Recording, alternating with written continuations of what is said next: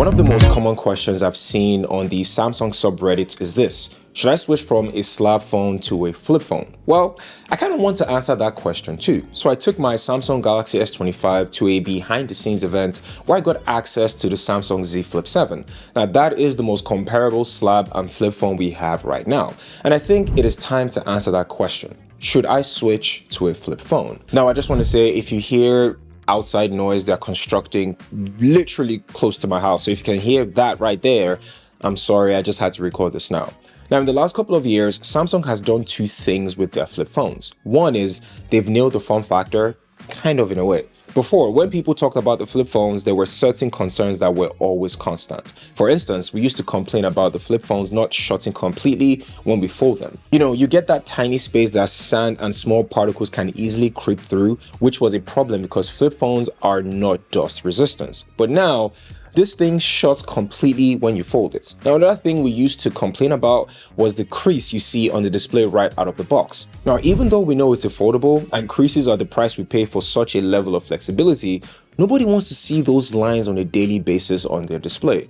And gradually, Samsung is fixing this. Creases have become virtually non-existent right out of the box, although they do become visible over time. When you're using it every day, you do see it. But the difference between the Flip 7 and say the Flip 3 that came out a couple of years ago is night and day.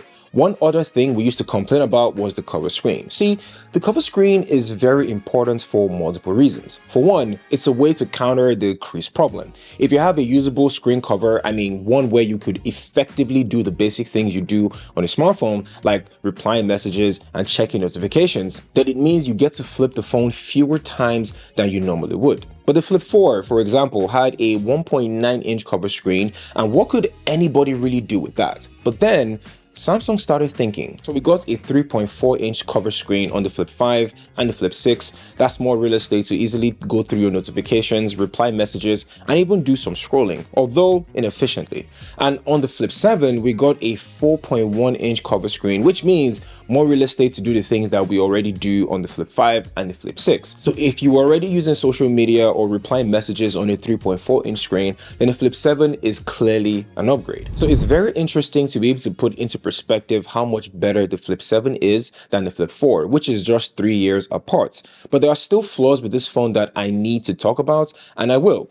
Don't get me wrong, I will. But before we do that, you guys should know the other things they've done with the Flip phone in the last couple of years, which is they've kind of upgraded certain areas to Samsung Galaxy flagship level. So for instance, the camera. Now the Flip 5's wide angle camera had a 12 megapixel resolution, and the Flip 7 has a 50 megapixel camera.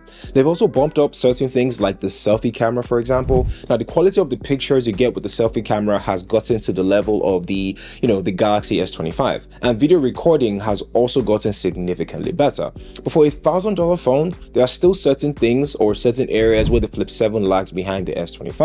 And there are people who would buy this phone regardless of these concerns because they love flip phones and they're willing to live with these issues. But there are also people, maybe you guys watching this video, who are really thinking about making the switch to a flip phone because the value proposition is a great one to ignore. However, this is still a smartphone and one that costs around $1,000. And when you look at the S25 and you factor in the fact that the flip phones are using the nascent technology, sorry if I butchered that name, and I still find certain things inexcusable. Now, the Galaxy S25 is a 6.2-inch compact phone with a few similarities with the Flip 7. Now, just like the Flip, it has an aluminum frame, the back is protected with Gorilla Glass Victus 2, and has a 120Hz refresh rate with LTPO tech. Just like the Flip 7's display, when it's not folded, it is also IP68 rated, which means it's resistant to both water and dust. The Flip 7 only has one of that, and that is water resistance. So after 7 tries, Samsung still can't make this phone dust resistant. Now, when I think about it,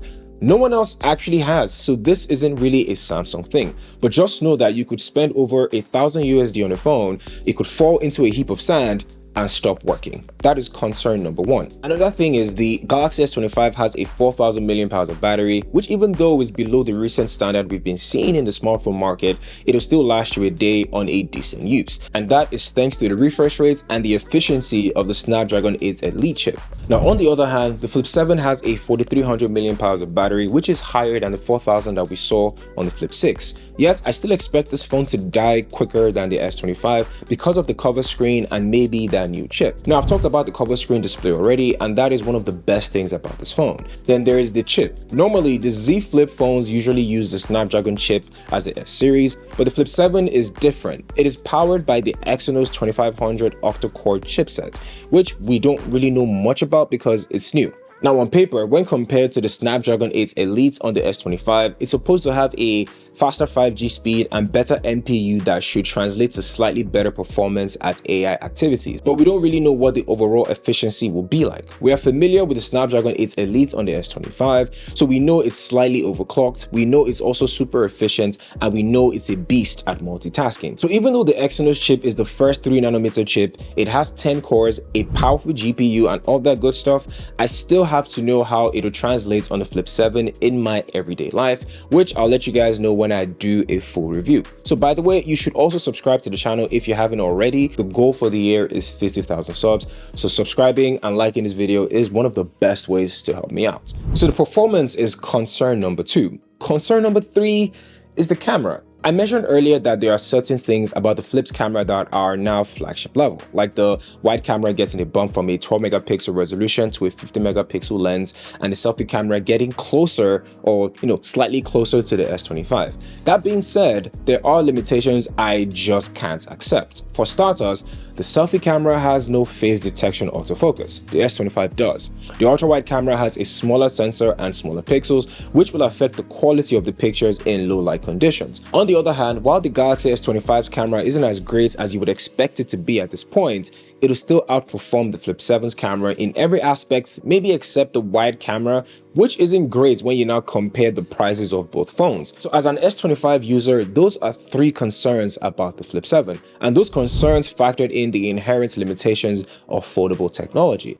For instance, I didn't even talk about the durability issues you might face in the long run due to the constant flipping and folding and all that stuff. I also didn't talk about the lack of a telephoto camera, the smaller vapor chamber, and all the things that you're going to trade off by getting a flip phone. But by now, you should know that if you're getting a flip or a foldable, there are limitations. But these things I've talked about, I think they are big deals because I believe there are ways to fix them. Now the question is, would I switch to a Z Flip 7? Well, I have used flip phones in the past, so I know all about the experiences and the limitations. So if I'm going to be going from the S25 to the Z Flip 7, it's not because it's a flip phone. It's going to be both the experience and the value. Now the experience, that I can justify, especially now that the cover screen has gotten bigger. So if you want to experience what it feels like to use a flip phone, the Flip 7 is the best thing to try. But the value is very important. I have a problem with that because it's kind of hard to justify spending $1,000 on a phone that lacks the features the basic S25 already has. So if you're not sentimental about using a flip phone, I think you should probably just chill a little bit, at least until I do a review. Thank you guys for watching this video, and thank you for sticking this far in the video. Don't forget to hit the subscribe button, share, and like this video, as this is one of the best ways to help me out. And with all that being said, my name is KJ, and I'll catch you guys in the next one.